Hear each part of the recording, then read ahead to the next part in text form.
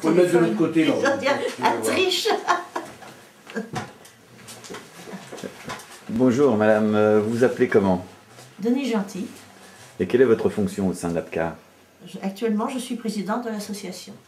Et ça fait longtemps que vous êtes présidente? J'ai pris la succession d'Elisabeth Legoiraguer. 2002 à peu près. Ça fait 2002 2002. 2002, oui. J'ai pas regardé. 2002. Mais je suis depuis toujours à la fondation de l'atelier. Donc vous avez participé à la fondation oui, de la l'atelier? fondation de l'atelier. Et ça représentait, disons, presque un an de travail avec les travailleurs sociaux pour mettre en place cet atelier. Et comment ça s'est passé au début donc? Au début de La mise en place. La mise en place. La mise en place. Ben, c'est-à-dire il fallait... il y avait le RMI, et le I c'était l'insertion. Le I de l'insertion. Et donc on a cherché comment faire pour faire un atelier d'insertion. Parce qu'avec l'association Solidarité, on s'occupait déjà des Restos du Cœur. Ça faisait un an que les ateliers du cœur, les Restos du Cœur marchaient. Et il y avait des gens qui nous disaient, des gens bénéficiaires, qui disaient « Mais pourquoi vous ne feriez pas, on pourrait ramasser du carton, ça se vendait à ce moment-là.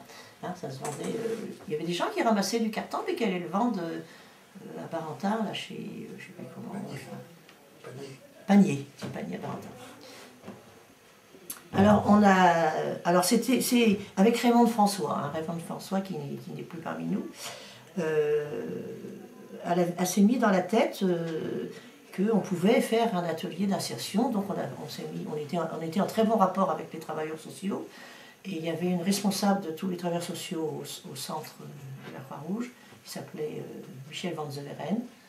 Je pense qu'elle sera là, je vais réussir à la contacter.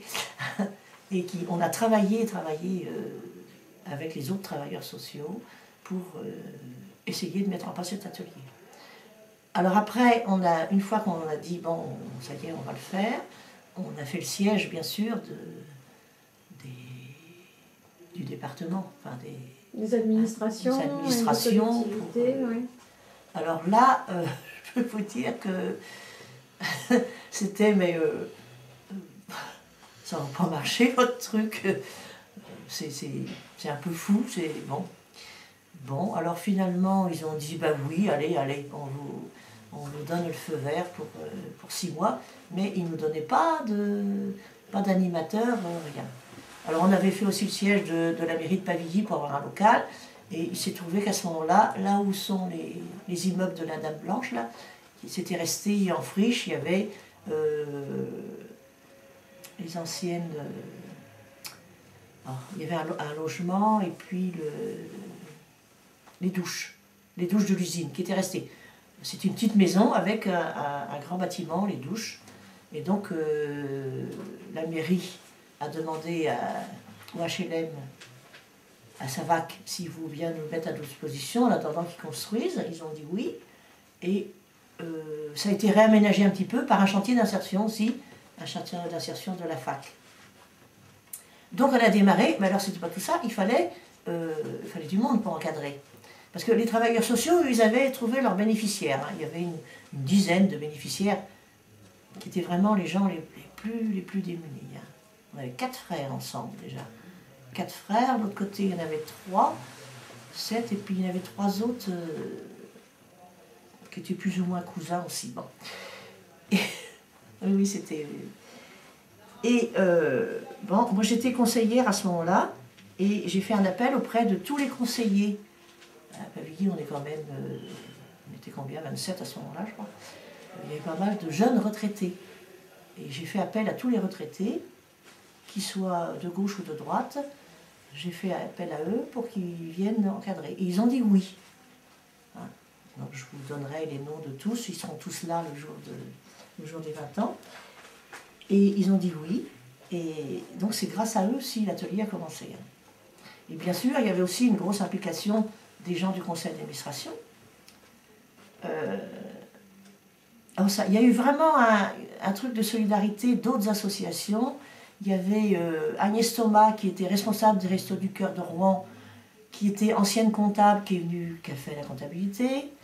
Il y avait Marthe Nantou, la femme de Gilbert Nantou, qui était bénévole, qui s'occupait de tout ce qui était le CNASEA, puisque c'était le CNASEA qui...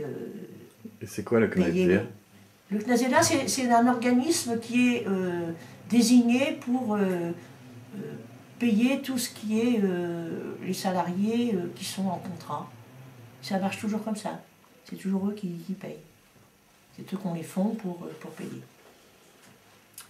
Mais il y a toute une papasserie à faire, hein, que maintenant la comptable fait, puisqu'on est comptable. Et puis il y avait différentes personnes qui venaient une journée, 2 jours, 3 jours. Hein. Alors, donc on venait à tour de rôle dans l'atelier pour encadrer ces personnes. Ah oui, alors on avait aussi fait appel, l'Equivanis. L'Equivanis nous avait acheté la presse, une petite presse manuelle, qui est toujours là dans l'atelier, qui sert à presser les plastiques maintenant, manuellement. Et la commune de Barentin, qu'on avait sollicité aussi, qui nous a donné un camion qui était amorti, un camion qui était un plateau, mais qu'un bénévole a aménagé en bâché pour qu'il soit fermé, parce que sans ça, ça... Vous voyez, on a vraiment démarré comme ça. Bon, alors, ah oui, alors on s'est adressé aux établissements Gardé de Mézenac et Yvetot, pour qu'ils viennent nous ramasser, nous prendre nos... Donc ils mettaient une benne à notre disposition. Quand la benne était pleine, on leur téléphonait. Voilà, pour ce qui est le papier. Et les cartons étaient en balle, donc c'était enlevé, ils venaient les chercher en balle. Mais tout le papier, ça allait dans une benne directement. Et il y avait combien de personnes à l'époque Oh, 10. 10 personnes, et il y avait bien autant de bénévoles hein, pour faire tourner. Alors on a marché pendant 6 mois comme ça.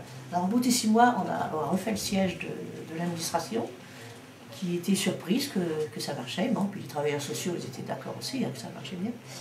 Et donc ils nous ont octroyé un... Je crois que c'est Ben qui est arrivé le premier. Non, c'est Ludovic. C'est Ludovic qui est arrivé le premier. Oui, c'est Ludovic. Ah oui, sûr, Ludovic. Oui. Un encadrant social, voilà. Donc Ludovic Cotelier, donc, qui est resté là longtemps.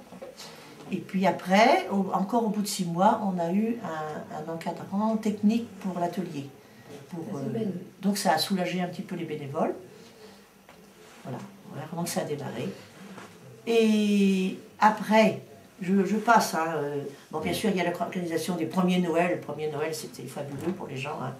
On avait fait un arc de Noël, donc on leur a fait des cadeaux aux enfants, un goûter, tout ça, c'était vraiment bien, quoi. Et chaleureux, quoi. Les gens étaient contents. Et ensuite, comme les HLM reprenaient leur local pour... donc la commune, qui avait acheté toutes les friches de Cogetema, cette partie-là toujours, hein, nous a accordé, nous a aménagé ces cases, mais quand on est arrivé, c'était pas prêt. Alors, si vous interviewez Marie Levasseur, qui était, disons, employée de bureau, quoi, à ce moment-là, en CES, elle était dans le fond, là-bas, il y avait fait un compartiment, et même Ludovic qui avait dessiné une fenêtre avec des rideaux sur le mur, parce qu'il n'y avait pas de fenêtre. Ça, elle vous en parlera sûrement, parce que c'était... Okay. Bon, puis pendant ce temps-là, ils aménageaient ces bureaux-là, puisqu'il n'y avait pas de bureau, il n'y avait pas de compartiment. Voilà. Et après... ah oui, là-bas, ah oui, alors Ludovic avait baptisé le local là-bas, la petite maison dans la prairie.